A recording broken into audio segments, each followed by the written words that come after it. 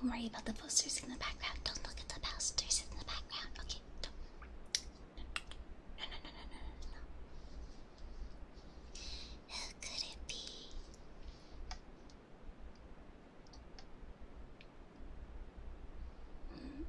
Who could it be? Why?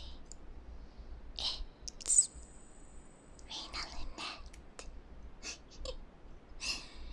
Infinium slumbering idol swing right into your dreams. Turn the fan noise just a little bit down. I have a book that is right. Also, thank you, Lucille. Hoot hoot. And also, thank you, Tiny God Life. Hoot hoot.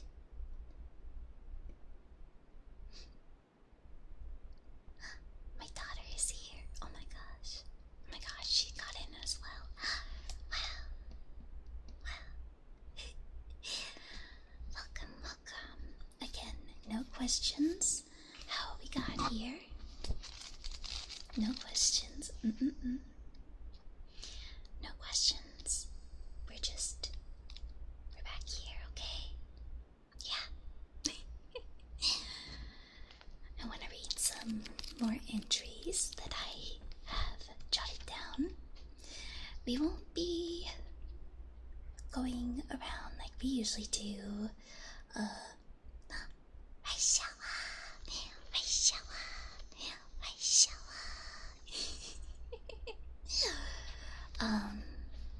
I don't know how many we're gonna go through today. I chose some pretty short ones. And one which is kind of funny because it involves mind wipe. I couldn't remember if I did it or not. Apparently I didn't, so we'll see if I remember we'll see after this stream who remembers and who doesn't. But how is everyone? How is Haru? That's my other daughter. And of course, without, like, I also have my book with me. It's not an ASMR stream without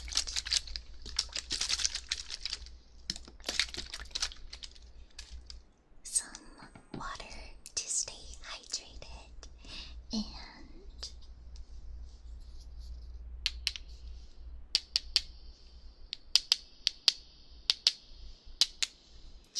some chapstick and lip oil. So these are just musts. They're always my musts for ASMR streams. I'll buy them right before I read the first one.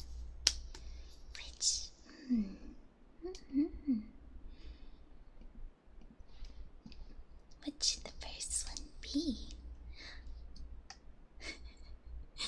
Let's just see.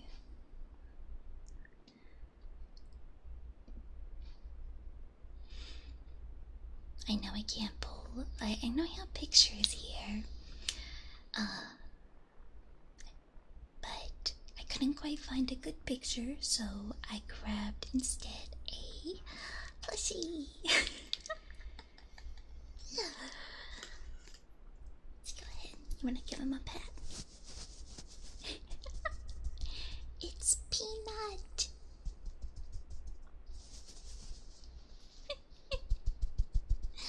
I don't think we read much about. I don't think we read SCP-173, have we? If we had, where were we reading it?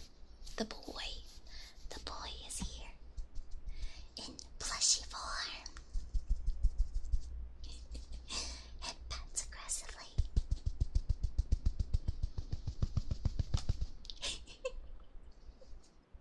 Drop kick.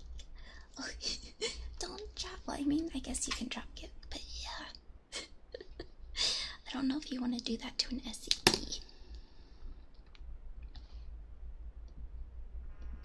Not to an SCP entry.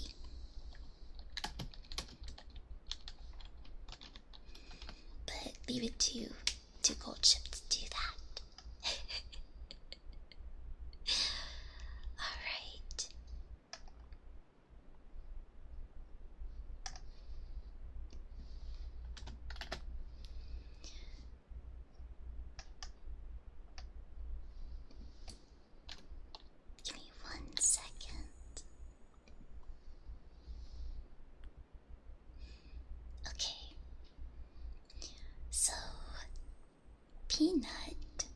also known as SCP-173, is Euclid, which also means it's unpredictable and requires more researches to contain. So that is why we have a little plushy version of him today. They don't know I'm in the break room. What are they gonna do? I'm just hanging out in the break room. Yeah. I'm still waiting for them to escort me out. Okay, before I read though, chapstick time.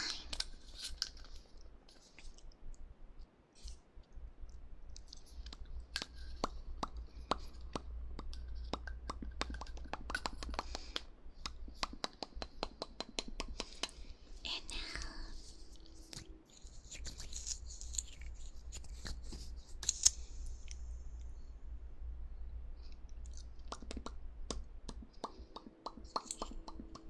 lip boy, poppin' owl. That's what I am.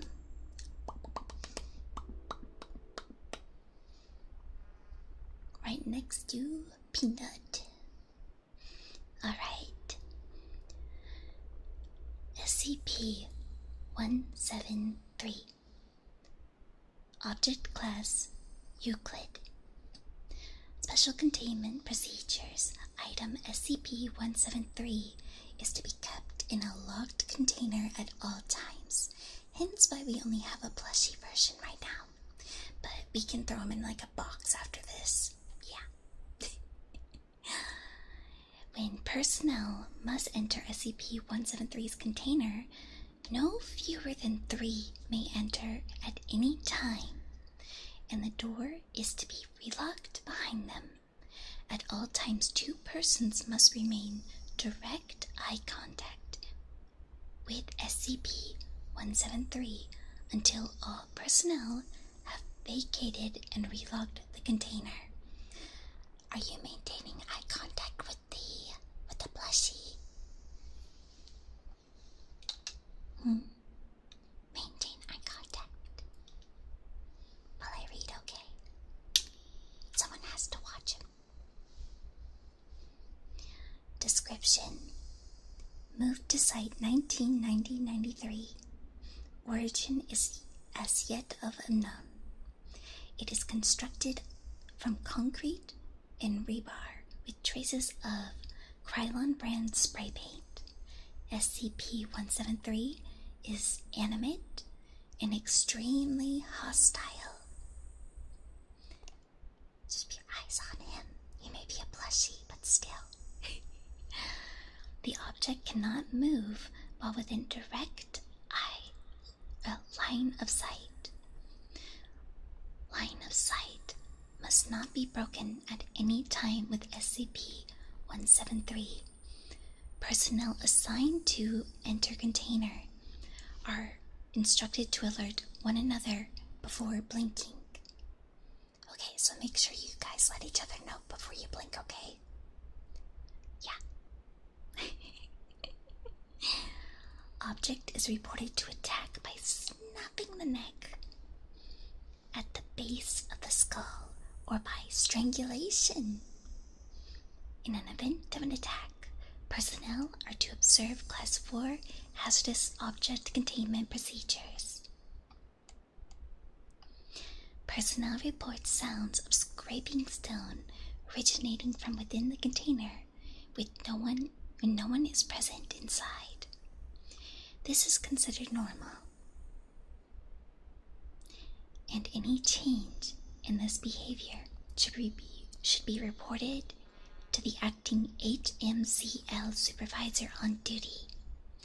The reddish-brown substance on the floor is a combination of blood and feces. Someone needs to clean that up. Origin of these materials is unknown.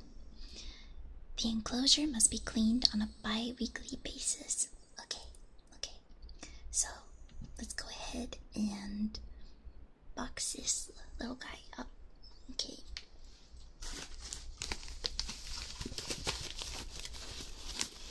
I mean, eye contact. Yep. There we go. He's been taken care of. You guys can blink now.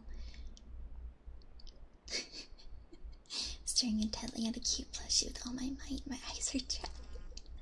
I looked away, where'd he go? You did great, you did great. Top Gun, you did great. Alright, but that was Peanut, also known as SCP-173. Our first SCP of the day, or night, I guess. Okay, which is the next one because I forgot the order I put these in, so we will see via picture. Oh! Hello. Hello, hello, hello. It is SCP-106. And I believe this is the old man.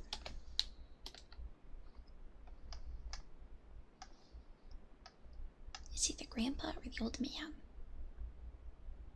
The old man, yeah. It's the old man. The old guy. Silly old guy. Okay.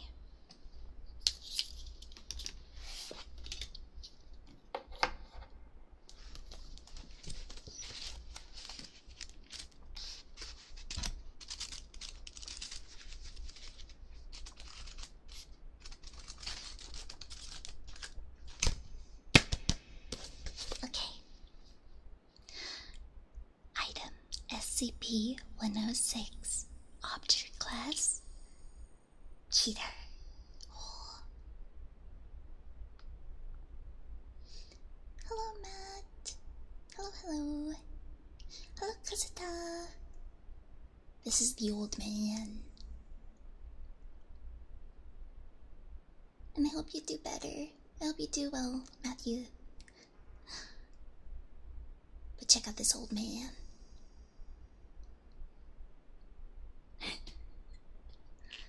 Okay. Object class is Keter. Special containment procedures. There's a couple on here, so let me go ahead and open those up. They didn't open anything. What does that mean? What does that mean? When it doesn't open anything, it says blocked. Eh? Eh? What do you mean, old man? What do you mean? What do you mean, old man? Tell me. Tell me. But we do have revision 11-8. So, no physical interaction with SCP-106 is allowed at any time. That's what she chose.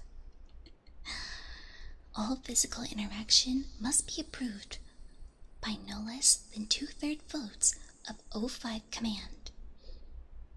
Any such interaction must be undertaken in AR-2 maximum security site. After a general non-essential staff evacuation, all staff, research, security, Class D, etc. are to remain at least 60 meters away from the containment cell at all times, except in the event of breach events. Don't worry, this is just a picture, so it won't hurt us. Unless it might, I don't know. We'll find out. Okay. SCP-106 is to be contained in a sealed container comprised of lead-lined steel. The container will be sealed within 40 layers of identical material, each layer separated by no less than 60 or 36 centimeters of empty space.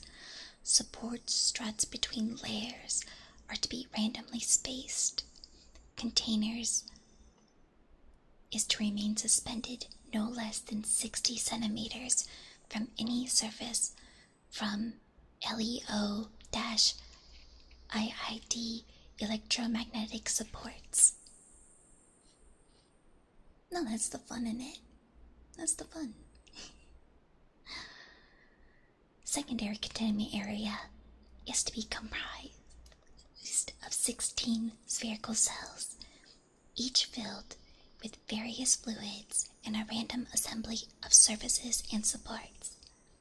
Secondary containment is to be fitted with life systems, each capable of flooding the entire assembly with no less than 80,000 lumens of light instantly, with no direct human involvement.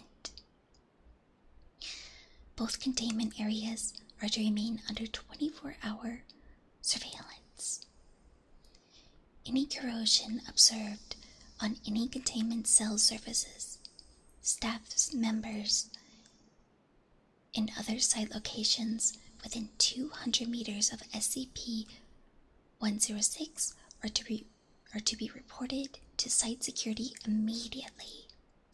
Any objects or personnel lost to SCP-106 are to be deemed missing-KIA.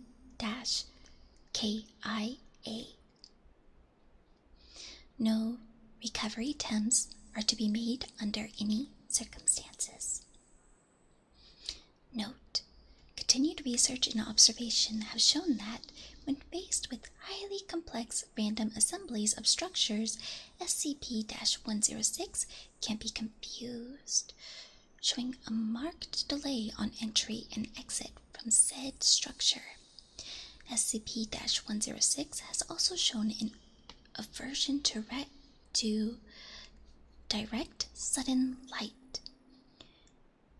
This is not manifested in any form of physical damage, but a rapid exit into the pocket dimension generated on solid surfaces. These observations, along with those of lead aversion and liquid confusion, have reduced the general escape incidence by 43%. The primary cells have also been effective in recovery incidents requiring recall protocol, and it looks like they have been scribbled out. Whoops. Observation is ongoing.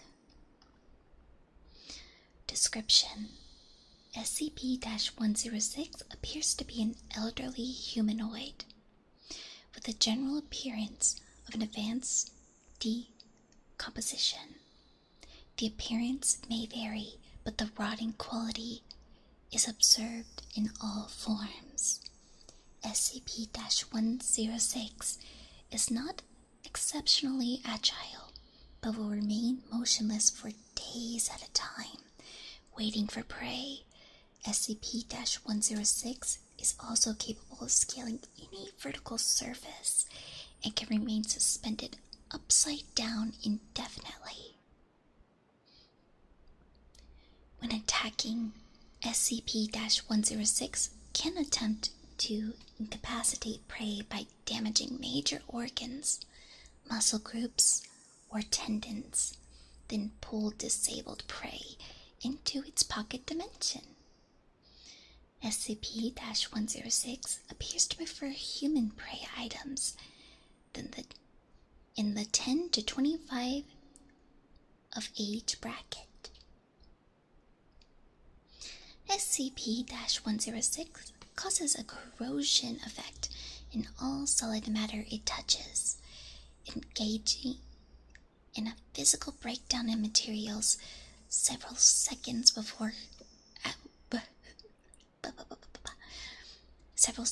after contact.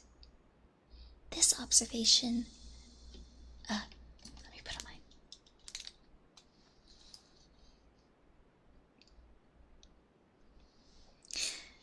This is observed as rusting, rotting, and cracking of materials, and the creation of a black mucus-like substance similar to the material coating SCP-106.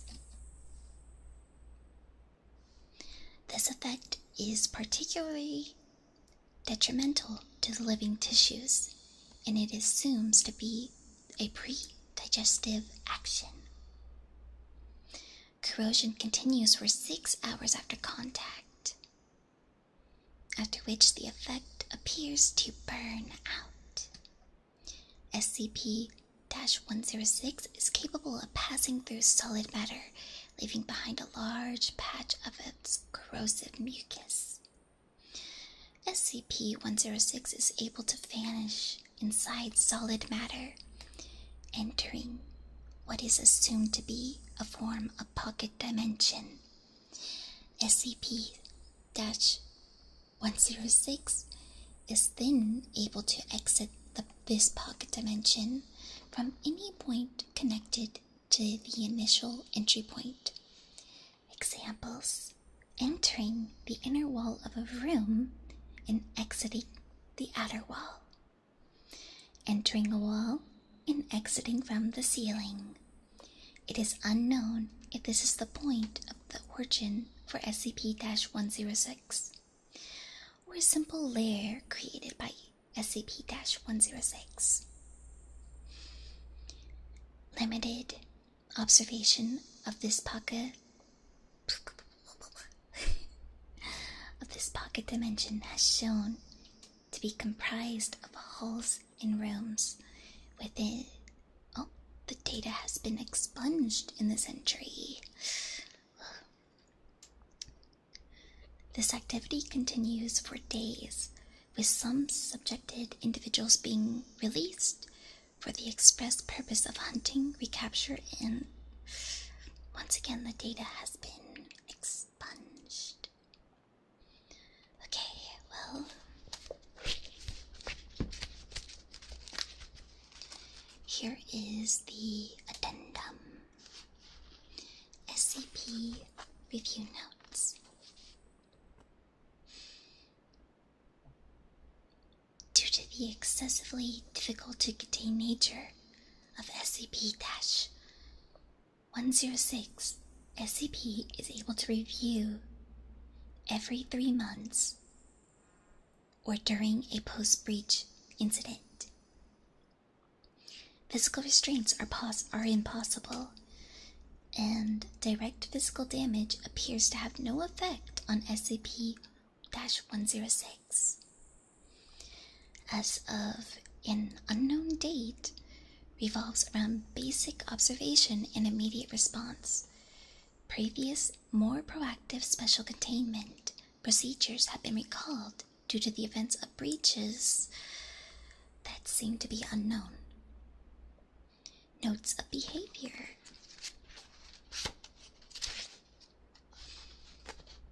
SCP-106 appears to go through long periods of dormancy, in which it will remain completely motionless for up to 3 months.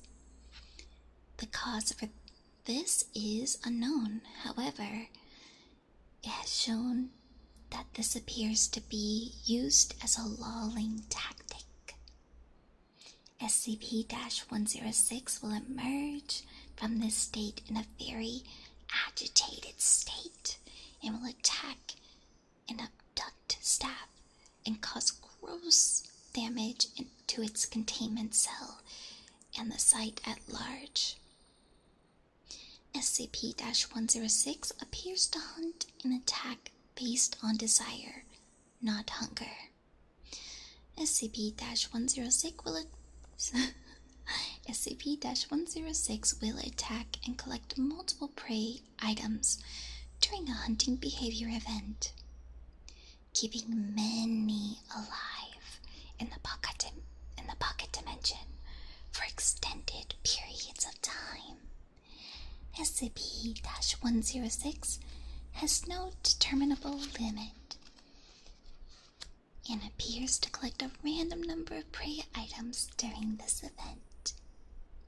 The inner dimensions accessed by SCP-106 appears to only be accessible by SCP-106. Recording and transmission devices have been shown to still operate inside this dimension, though recordings and transmissions are very degraded. It appears that SCP-106 will play with captured prey, and appear to have full control of time, space, and perception inside this dimension.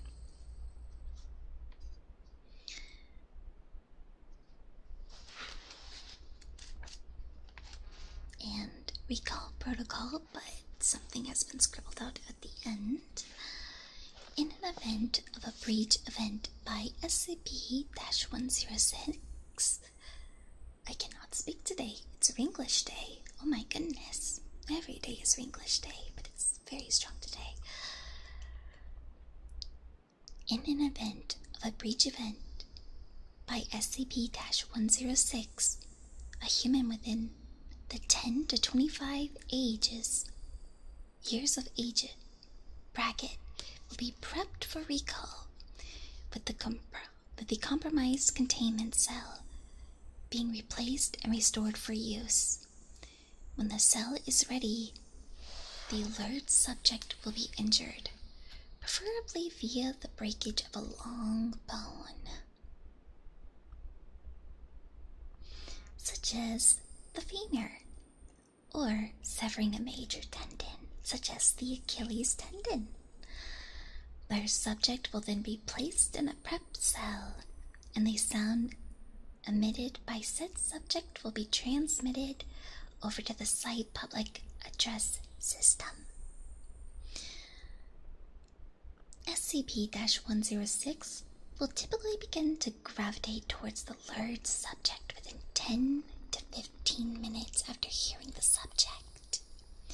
Should SCP-106 not respond to the initial broadcast, additional physical trauma is to be administered to the lured subject at 25-minute intervals until SCP-106 responds. Multiple lured subjects may be used in case of major breach events. SCP-106 will typically enter a dormant state after finishing with a lured subject. In addition, subjects may, and the data has been expunged. I don't think I can show this picture, but it shows an agent after release by SCP-106. Subject has been missing for 2 hours. Subject remained alive for 1 hour after release. Oh, well, that is something. Well, that is the old man. What do we think about that? It's good that we only have a picture of him.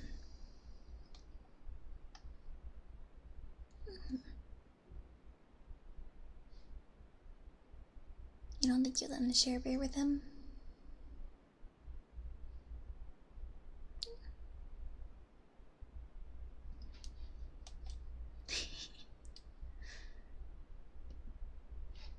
Alright, what is the next one? Maybe we have a more pleasant one next.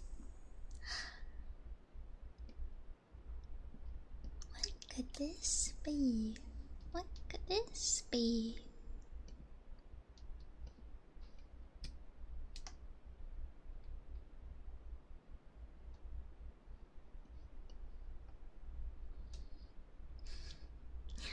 First, let me hydrate. I have, it's water, but I put a little bit of fruit punch flavor enhancer in it. So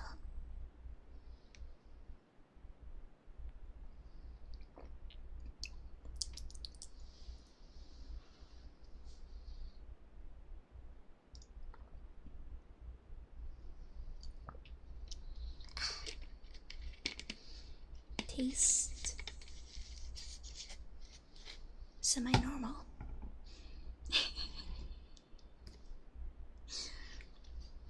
I figured because we had Lemmy birthday yesterday that it would only be appropriate to read about this one, which is called. Right, I believe I have it written right here, but let me double check. I do. It is the dragon snails. Dragon snails.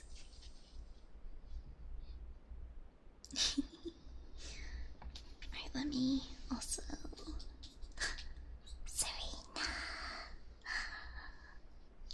Serena. Hi, Serena. Star shower incoming. Oh my gosh. Welcome in, Raiders. Welcome in.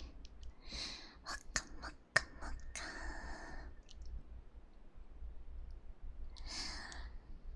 I love you. I love you. Serena Starstruck. I love you. This is everyone get out of here. This is for Serena Starstruck. Okay, okay. Serena, this is for you.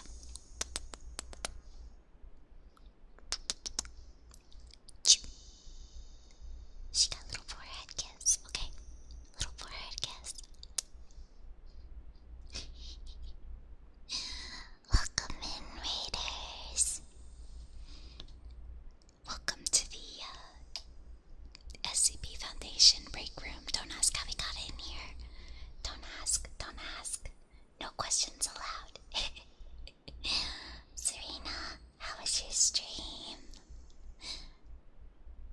How was your stream? I hope you had fun.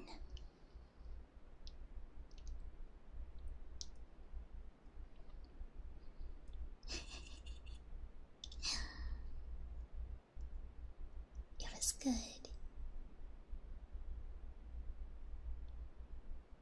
We work for the SCP.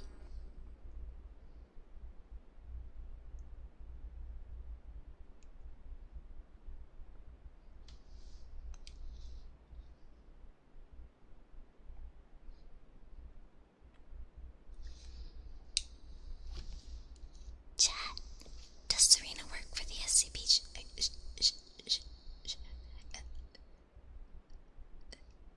Is that why I've been able to come in and out so easily?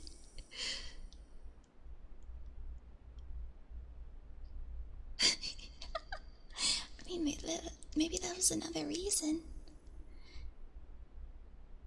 Let's just ignore these posters behind me.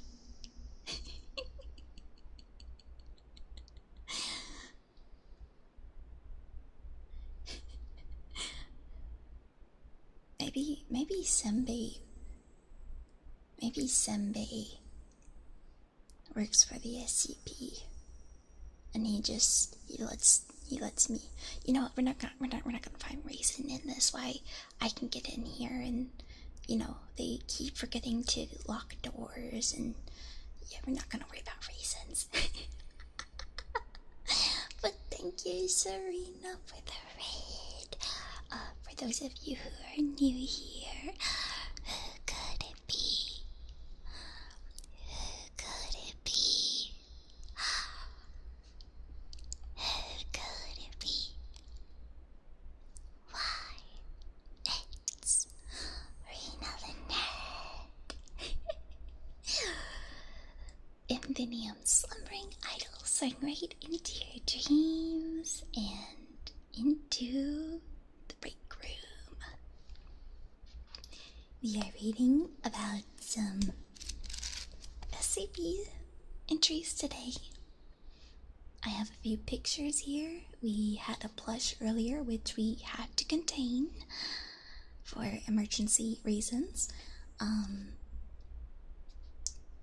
But yes, we are on to our third entry, which is SCP-111, also known as Dragon Snails, in dedication because yesterday was Lemmy's birthday.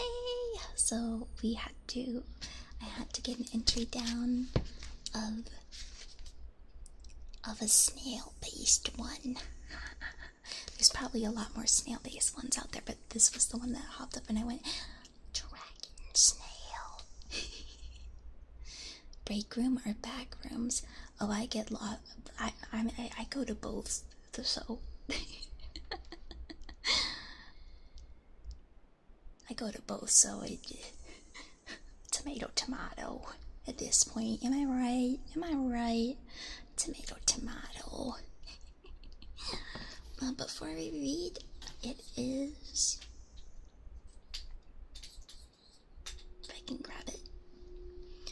Oh, well, I grabbed lip oil, so it's lip oil time. I meant to grab my chapstick, but this will do.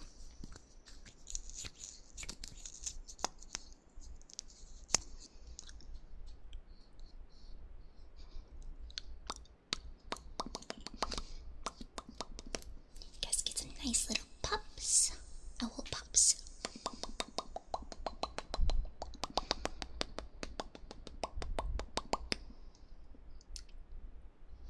The snentry indeed.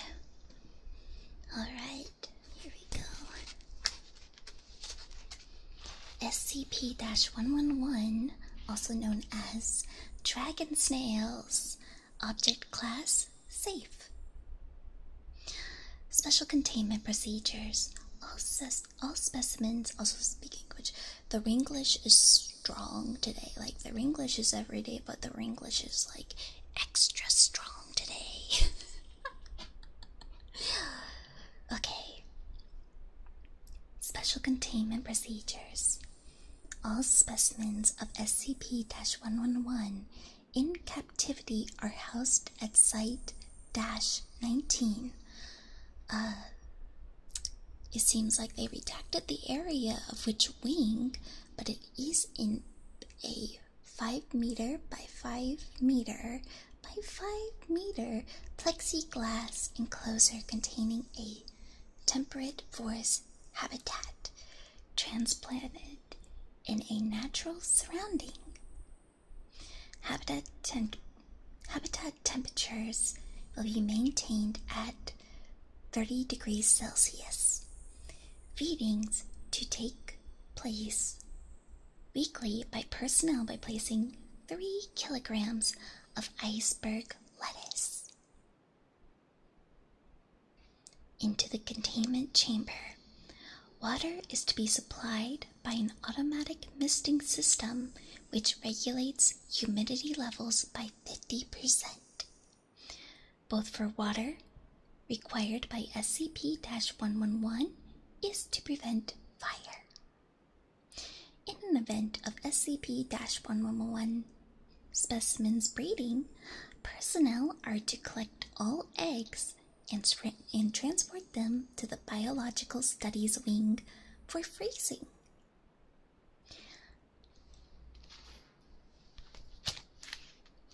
Description: SCP-111 is an apparently artificial species of an invertebrate vaguely resembling snails.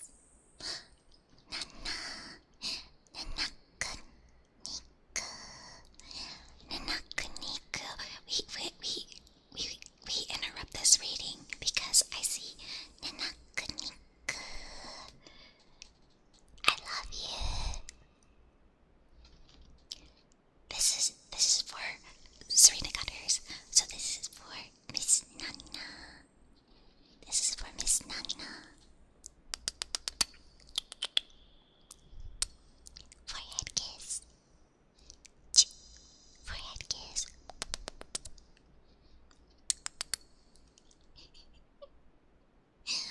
I love you, Nana. I love you, Nana.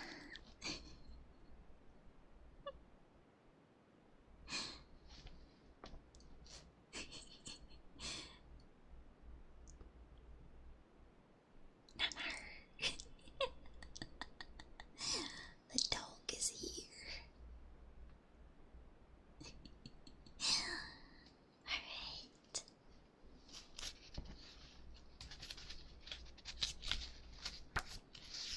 Description: SCP-111 is an apparently artificial species of invertebrate vaguely resembling snails. Adult specimens of SCP-1111 are approximately 20 centimeters in length, 12 centimeters in width, and 15 centimeters in height, although exact size differs between specimens. SCP-111 specimens differ from ordinary snails in that they have a warm-blooded metabolism, complex eyes, small horns consisting of cartilage-rigid tentacles, apparently increased intelligence. Personnel are requested to read test log that has been crossed out for examples, but let's just do a little zoom in there. You can see their little horns right there. And a complex vertebrate-type jaw structure, as well. Specimens lay eggs possessing hardened shells.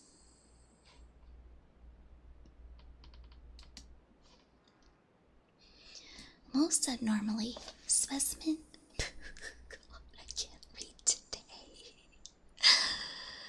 SCP-111 specimens possess small hollow sacs below their lower jaws containing methane from digestive byproducts.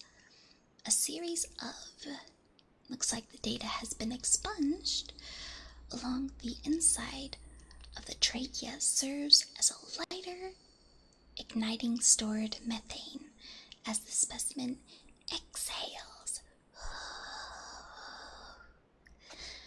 blowing a small jet of flame from its mouth. Said fire breathing generally occurs in event of stress or anger.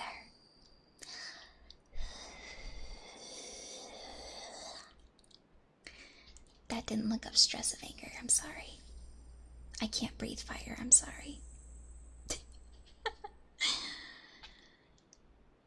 Although it's not apparently used deliberately for destruction, but rather a warning.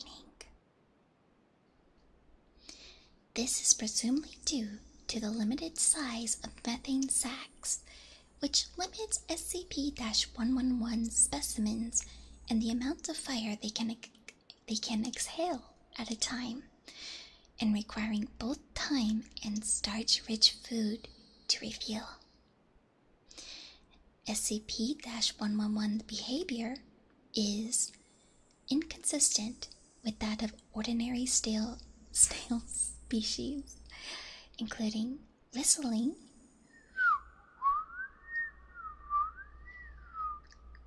and hooting,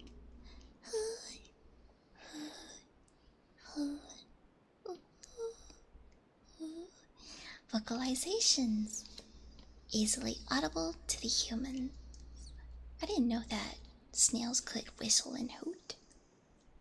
I gotta discuss that with Lemmy. Highly intelligent, high intellect seen in such tests as the data has been expunged and parents caring for their young. Hatchlings have been observed imprinting on their parents, other members of their own species, or researchers. This is presumed to be a deliberate trait based on document 111-A, as it means that hatchlings imprint upon owners. History: a package containing 12 SCP-111 eggs in document 111-A was mailed to an unknown sender, a Foundation front organization. A mobile task front Alpha-4 has proven unable to locate the sender of said package. And here's what the document said. New from Dr. Wondertainment. Dragon snails, TM. The perfect pet for the fantasy-loving child. Care and hatching instructions. 1. Having read this document, take the eggs out of the box. Be careful, dragon snails are fragile. 2. Put the eggs in a warm, safe place and wait 7 to 10 days. 3.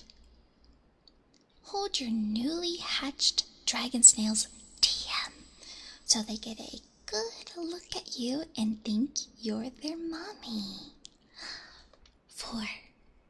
Enjoy your new dragon snails TM. To feed your dragon snails, give your new little friends some raw veggies. Lettuce, Brussels sprouts, beans, any sort of salad stuff that you don't want. Oh, thank you. Arigatou gozaimasu. For the akasopa. Thank you, thank you. Arigatou gozaimasu. Arigatou. Thank you. Thank you for the akasupa.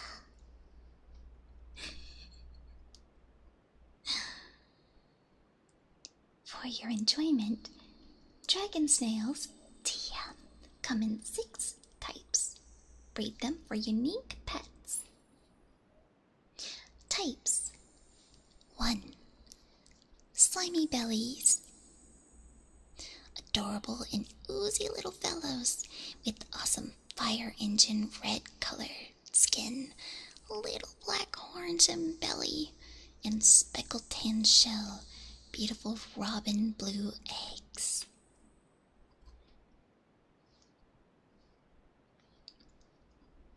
2. Ooze drakes. Little creatures with neat banana-colored skin, curly horns and striped shells, pale tan eggs like a chicken. 3. Quiverms. Dark blue-gray skin, flattened shells, and bumpy horned heads make quiverns look like tiny sea monsters. Eggs are a fantastic glassy green color. 4. Blobworms. Green and gold stripes, pointy shells and a single horn, not to mention fuzzy tails, make blobworms wonderful pets. Eggs are tan with a silver tint. 5. Glowdrakes. New from Dr. Wondertainment. These little fellows may look like blue-black slime bellies until they light up. That's right, glowdrakes glow in the dark. Eggs are golden color with little red dots. 6. Gunkwee-worms. Chubby green-skinned and dome-shelled gunkwee-worms make great pets. Eggs are transparent so you can see the baby snail dragon snail TM inside. Parental notice. As Dr. Wondertainment's dragon snails TM breathes fire, they have been known to cause house fires. For maximum playtime, fun, and safety, it is recommended that fire extinguishers be kept handy. Despite this, Dr. Wondertainment is not legally, morally, or financially responsible for any injuries, death, or property damage resulting from unsafe use of dragon snails TM or any other Dr. Wondertainment products. By reading this document and incubating your dragon snail TM eggs, you agree to all said terms and forfeit your right to lawsuits, organizing boycotts, protests, honor duels, etc. Enjoy your purchase. And those are dragon snails, aka SCP-111.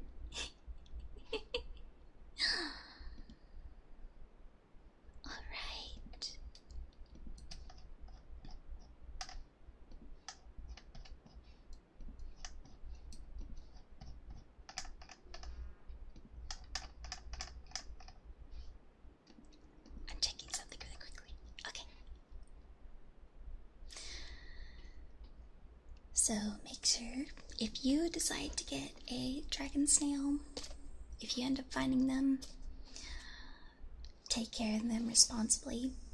Maybe send one to Lemmy.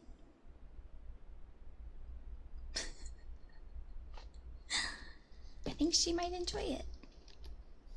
Okay.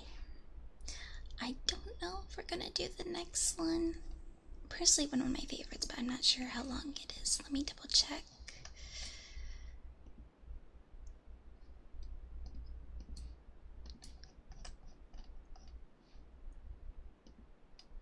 We might save this one for next time. But you will get a sneak peek from the picture. It was gonna be the stairs. We're gonna save this one for another time. But now we have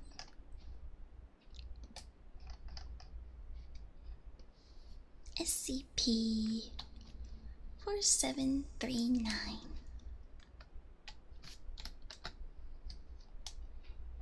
Which there's also another story that goes with this one. But I'm gonna save a little bit of this for a later time. Which I will go ahead and spoil now.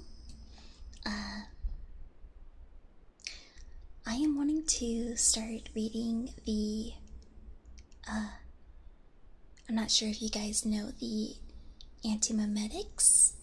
I do want to have a membership of us watching the YouTube short series of the antimemetics, but I thought it'd be fun to read some of them in the future.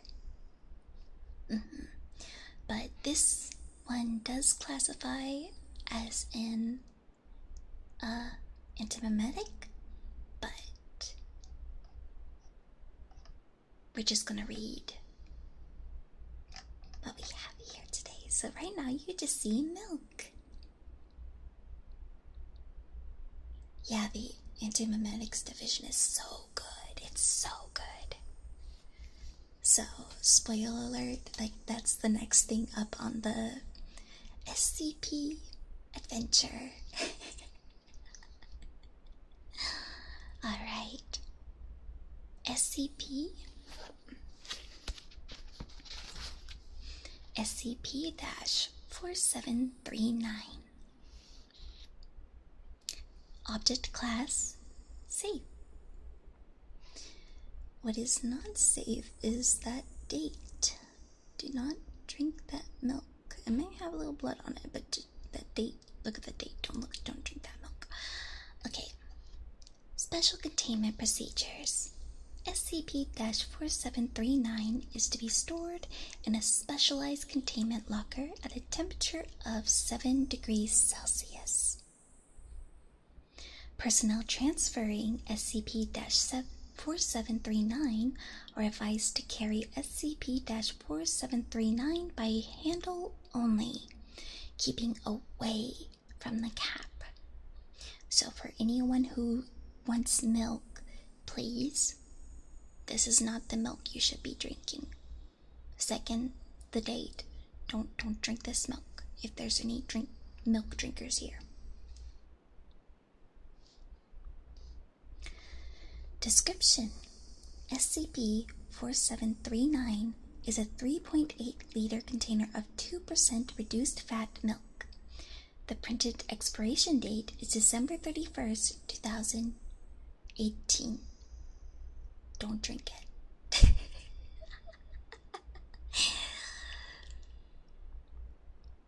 Whenever an individual attempts to open SCP-4739, it will react violently, inflicting harm upon the handler. The exact method of attack is unpredictable, taking traits from animalistic to highly destructive directional force. Do you still want to drink the milk? However, this is only gathered by evidence of such occurrences as direct observation of the attacks have consistently occurred at inconvenient times. Because of this, it is theorized that SCP-4739 harbors a secondary probabilistic property preventing observation of the violent acts it commits. And here are some test logs.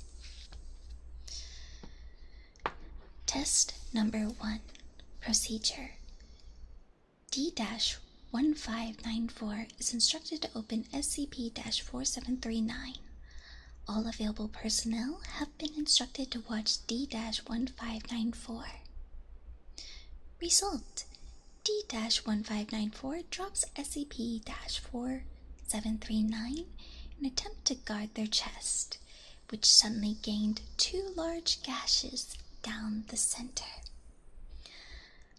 Guard and research personnel hold conversation to aid D-1594. No visual on SCP-4739 attacks were recorded.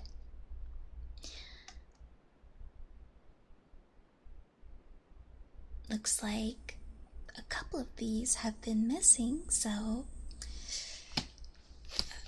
a little bit of them are scratched out. So here is test number 3. Okay, procedure. D-5588 is instructed to open SCP-4739. All available personnel have had their personal devices confiscated. 4 surveillance cameras have been installed in the testing chamber. Result. D-5588's left arm dislocated, causing her to drop SCP-4739 and interrupt a scheduled mid-test break. Surveillance cameras were not active during this time. No visual on SCP-4739 attack was recorded. Test number 5. Procedure. Oh, looks like we have another attempt by D-5588. Okay, D-5588 is instructed to open SCP-4739. All available personnel have had their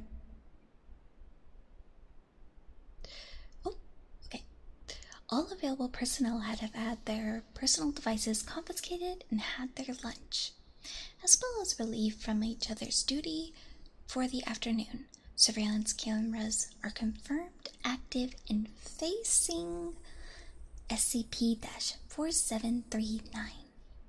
The result. D-5588 is found laying on the floor near SCP-4739 as staff return from a bathroom break. Multiple bruises are located on her torso and shins. Review of footage reveal no interaction with SCP-4739. No visual on SCP-4739 attacks were recorded.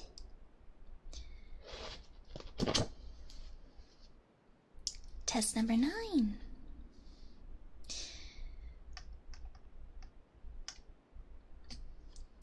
T-3923 is instructed to open SCP-4739. Testing chamber has been locked from the outside, keeping present guard personnel in the chamber with D-3923.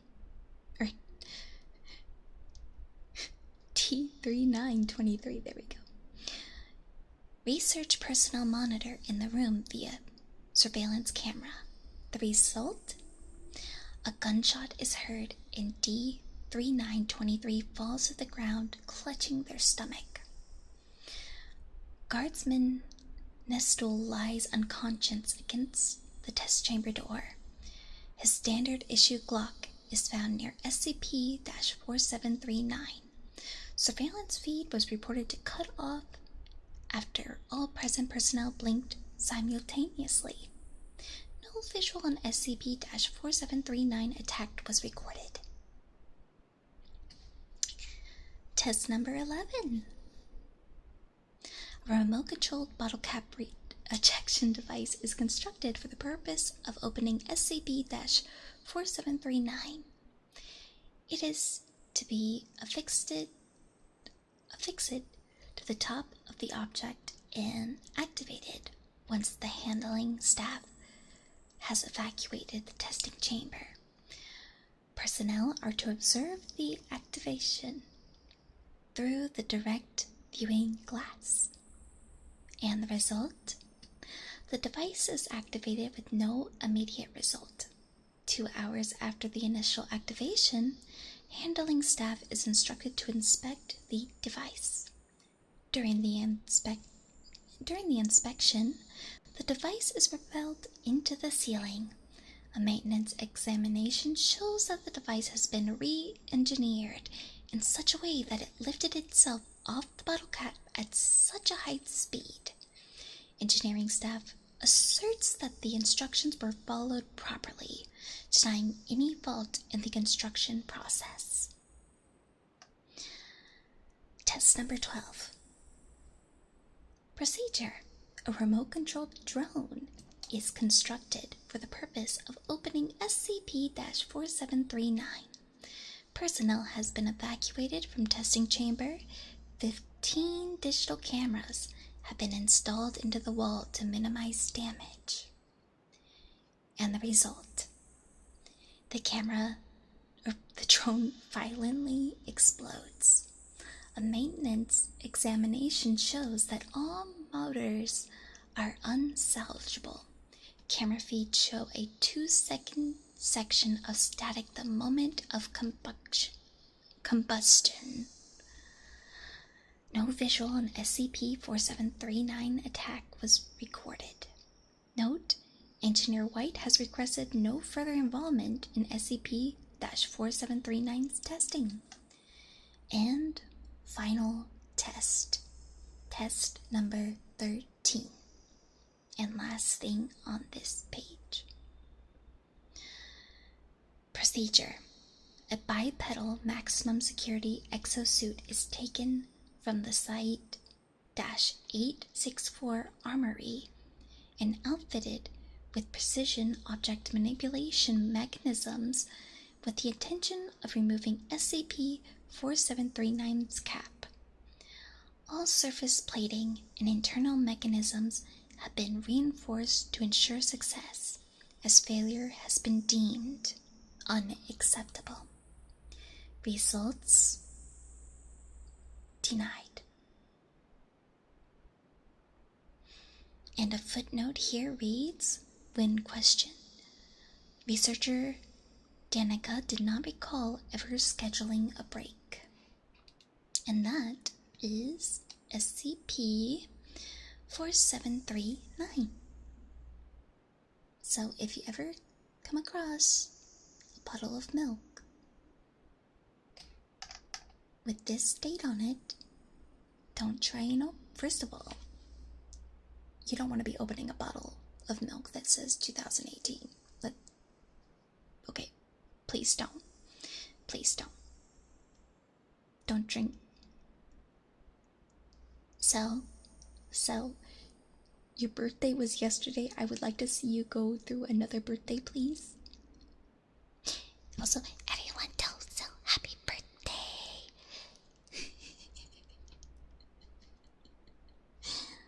Happy belated birthday. Happy birthday to you. Happy birthday to you. Happy birthday, dear Sel. Happy birthday to you. Please don't drink. Please don't drink the sus milk, please. I would like to see you here on your next birthday.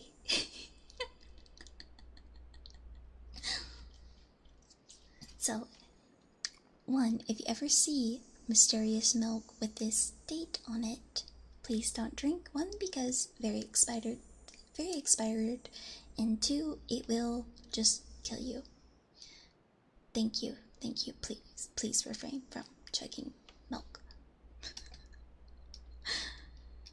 Okay.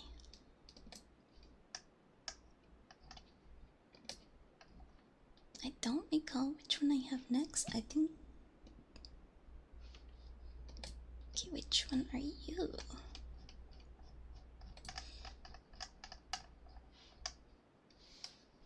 SCP dash 6004. Oh, my book. Also known as the Rainbow Serpent. And here is a lovely little doodle of it. We love to see drawings of them. Yippee.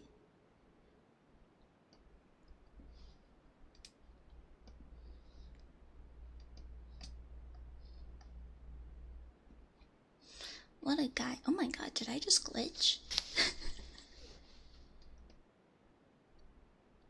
Am I abstracting? Sorry, I've been watching.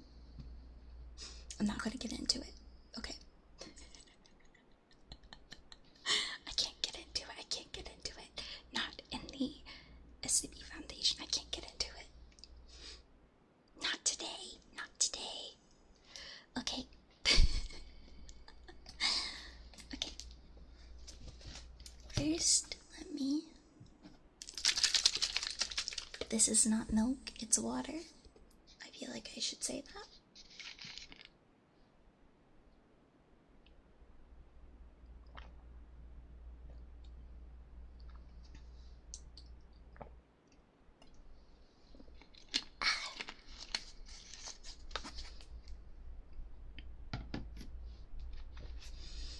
And this is actually a rock drawing depicting SCP-6004. Carbon dating places it being made approximately 60,000 years ago. Oh, so we got an old lad. We got an old guy here. We had an old man, we got an old guy. Okay. So here is the Rainbow Serpent. Let me mute myself. I gotta sneeze really quickly first.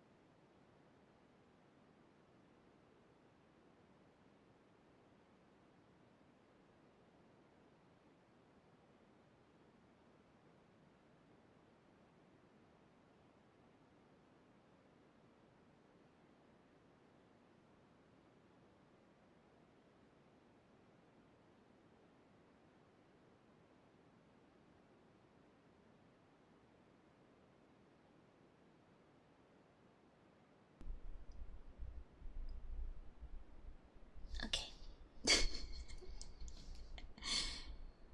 It was 2 sneezes, but I was like, okay, gotta wait for the reverb to go down.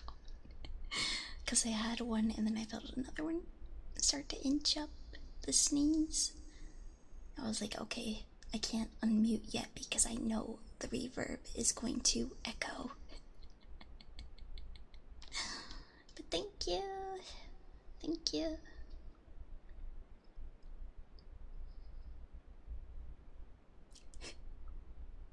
Alright.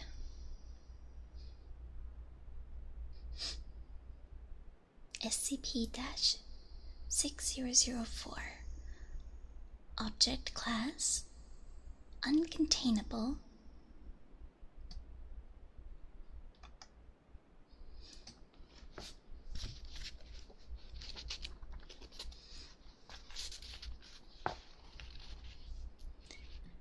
Special containment procedures. Despite the best efforts of the Foundation, SCP-6004 remains uncontainable until such time that drastically more powerful containment measures are made available. Or SCP-6004 returns to an inactive state of its own accord. As such, current containment procedures revolve around the preparation for such a time and minimizing collateral damage caused by its current state. SCP-6004 is to be constantly monitored via remaining functional satellite imagery, with satellite arrays to be appropriated from the world governments if necessary.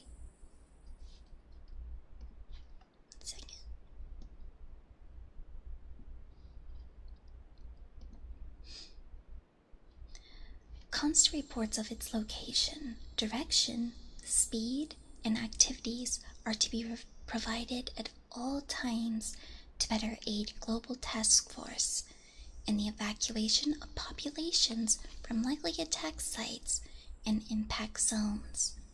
Due to the volume of casualties, civilians with better chances are prioritized at the discretion of task force members.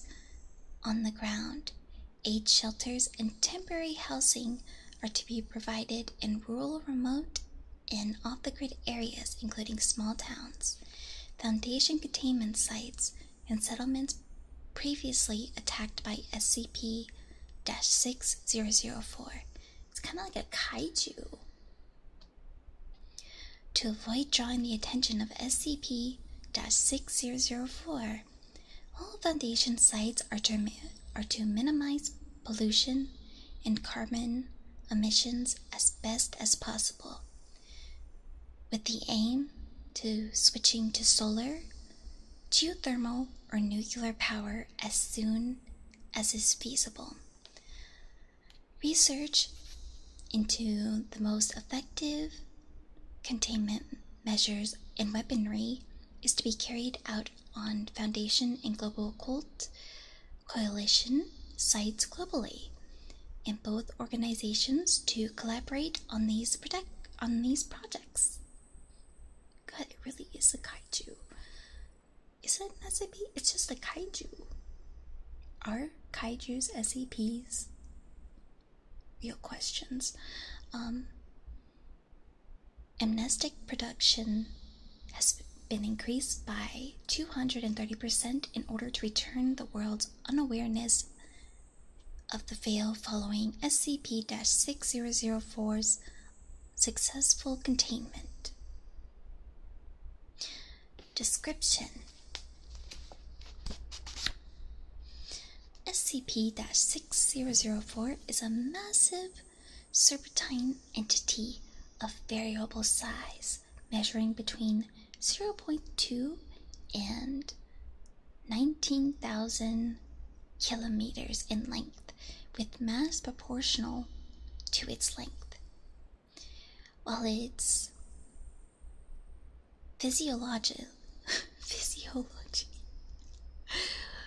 oh, their English is strong today, varies from resembling various Australian amphibians, its colorization has consistently been primarily black with dull, prismatic stripes running vertically down its length.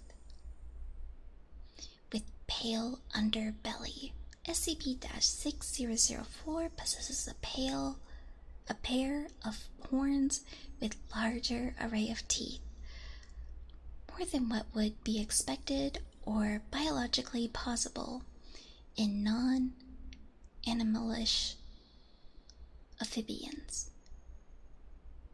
Horn features thousands of engraved depictions of wildlife. SCP-6004 is observed to move at abnormally fast speeds, often in excess of. Make sure that is right. Holy sh.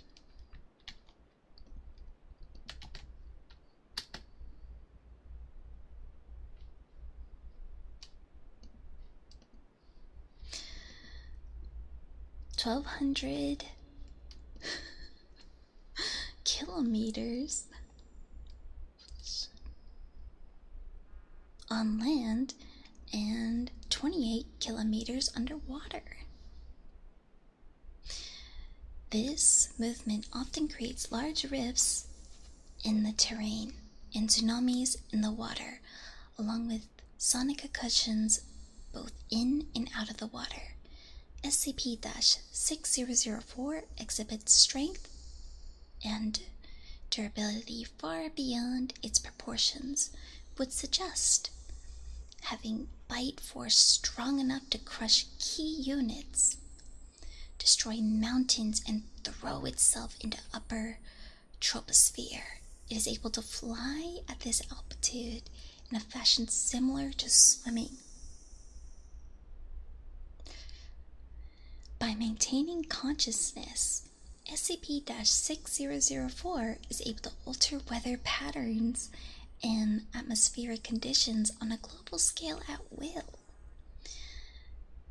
primarily by exerting a mild cooling effect on the Earth's average temperature by 2 degrees Celsius.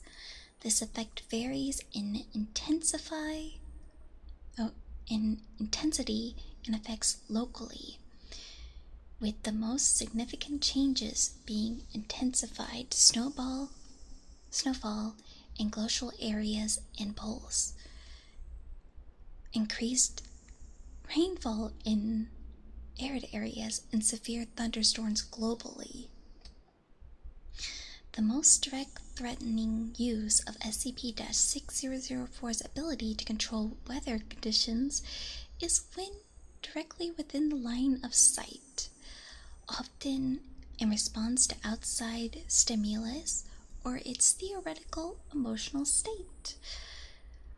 This most commonly takes form of severe weather storms, hurricane generation,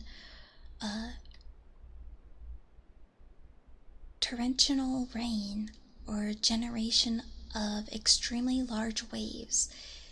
It uses this ability primarily as a form of offense in that area, typically striking cities, mines, and power plants with severe weather events before striking physically.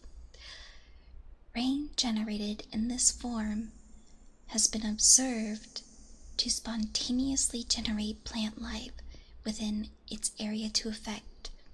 This flora has been observed to grow extremely rapidly and is at times hostile to human life. SCP-6004 possesses several powerful qualities regarding itself.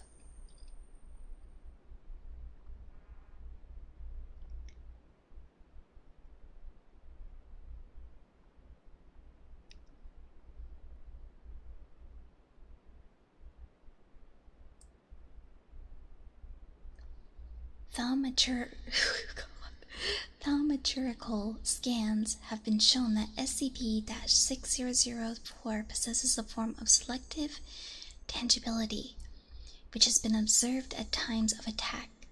It often uses this ability when swallowing organic materials, primarily animals, while avoids swallowing earth or buildings. SCP-6004 is known for consuming living human persons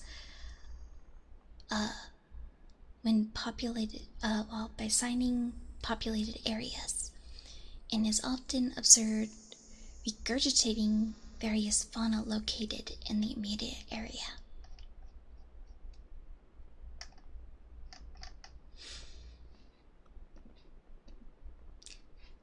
all I can think about when I'm reading this is, oh my god, I thought it closed for a second, is I think Lazuli would like this.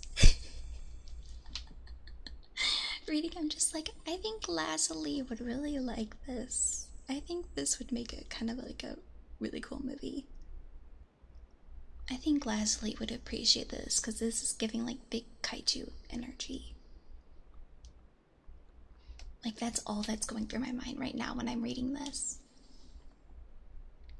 Like, this just has Lazuli. Like, I'm just seeing Lazuli across my screen right now.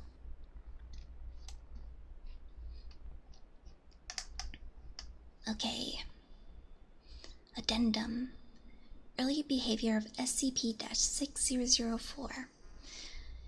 Initially, SCP-6004 remains airborne within these thunderstorms, which progressively expanded in area and began appearing further and further from the location of its origin point.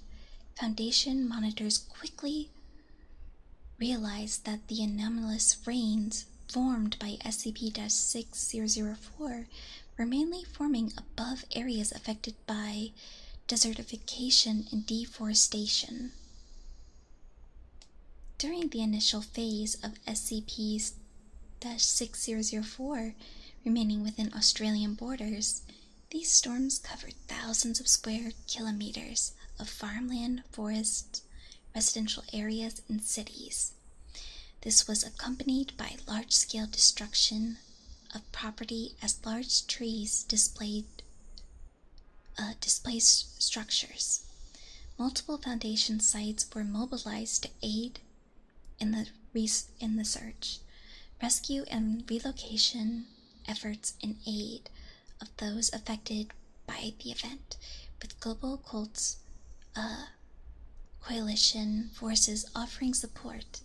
Meanwhile, multiple unsuccessful efforts were made by Foundation neutralizing SCP-6004, which had been determined to be the logical cause of these events.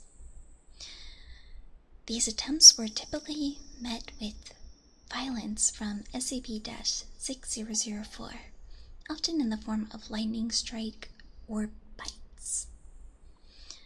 It was during one of these failed attempts that SCP-6004 was first observed to attack a human settlement. On May 27, 2020, SCP-6004 directly attacked the city of Canberra at 10:47 a.m. Intense thunderstorms formed over the city, with wind speeds measuring over 140 kilometers. This was promptly followed by SCP-6004 descending from the cloudy canopy and making landfall. Having attained an unknown size and mass, it proceeded to strike and bite the ground across the city, spoiling a great measure of infrastructure as well as the city's inhabitants. Notably, SCP-6004 targeted Parliament House in particular, flinging most of the building and its occupants into the air with extreme force, with some debris and individuals later seen orbiting Earth. This attack prompted response from multiple Foundation mobile task force, including both ETA-5 Jaeger bombers and Tau-5 Samsara, but by time of arrival, SCP-6004 has departed and 74% of Canberra has been destroyed, with 197,728 persons missing. No dead bodies were found, and survivors were subjected to mass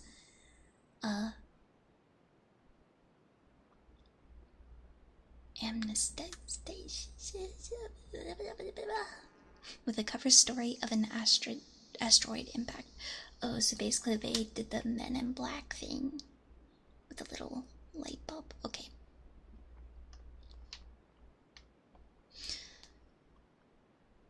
Despite renewed efforts from both the Foundation and the GOC to neutralize, redirect, otherwise contain SCP-6004, it continued to attack human settlements, largely targeting cities, mines, and areas of intense pollution and coal-fire power plants. Each of these attacks results in the majority of the population of a given area consumed by SCP-6004.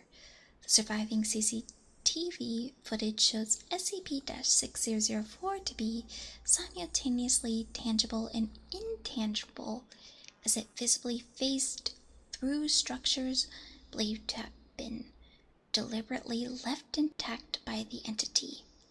Following these attacks, SCP-6004 has always been observed to travel to remote locations and regurgitate consumed materials.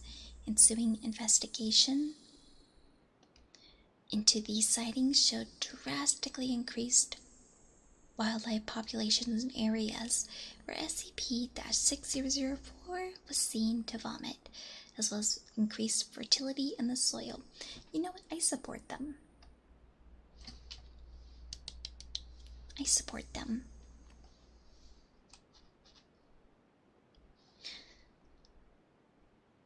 Reading through, I'm like, you know what? You do you. You do you. I see you. I support you. No wonder they don't. No, you don't need to be contained.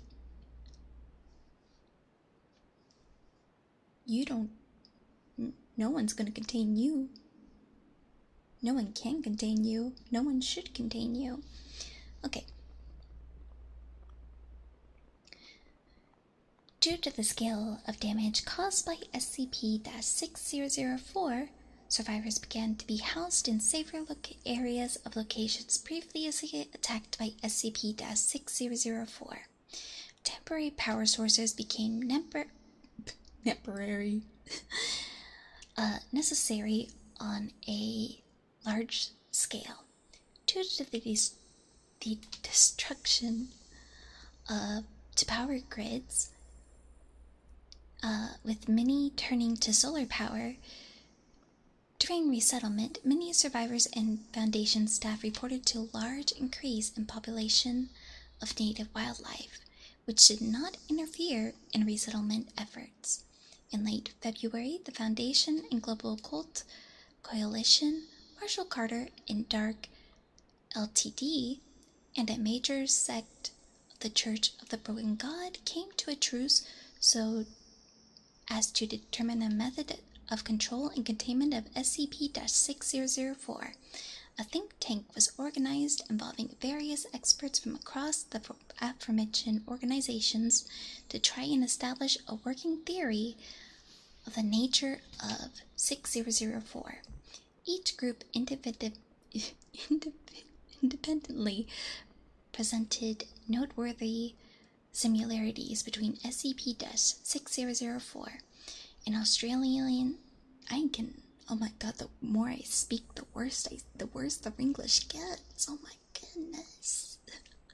The Australians' Aboriginal Dreamtime stories of this rainbow serpent. Research into all available folklore in consultation with relevant unaffiliated persons initiated with the goal to find a ritual or other avenue of interference that could be used in the containment of the entity. Parallel with the think tank, the Foundation and the Global Occult Coalition began expedited development of experimental weaponry, designed with the assumption that SCP-6004 shares metaphysical similarities with the data has been redacted. This project came to be known as Project Mongoose. Be free. Be free, rainbow serpent. Fly free, swim free, be free. Don't ever let them catch you. I think with that should be my last story. I think that should be my last story. Go forth and prosper, serpent.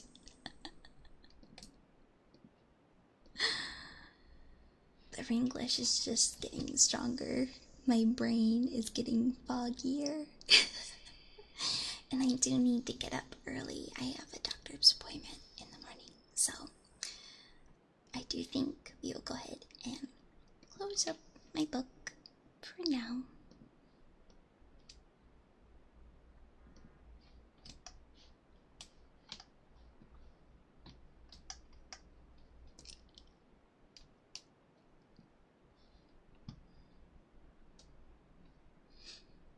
Yeah.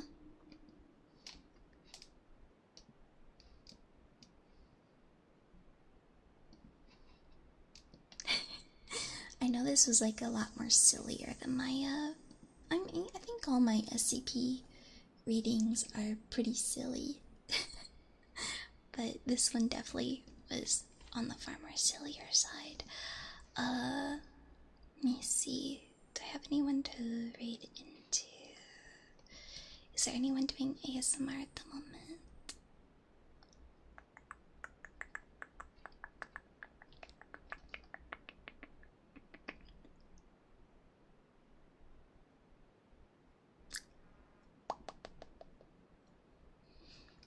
No, but I do see Miss Rocky Kazuki.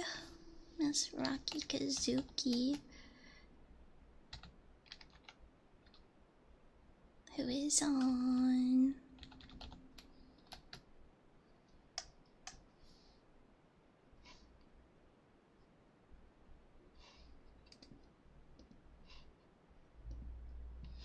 So let's go give her hoot read. And I'm going to go decompress my brain. Maybe we will return to the break room again. Maybe I should also get rid of these posters, because yeah, they can't know it. They can't know. Yeah. So I'm gonna get rid of these posters while we go raid into Miss Raggy, my beloved. Okay. With that, sweet dreams, sleep tight, bye bye.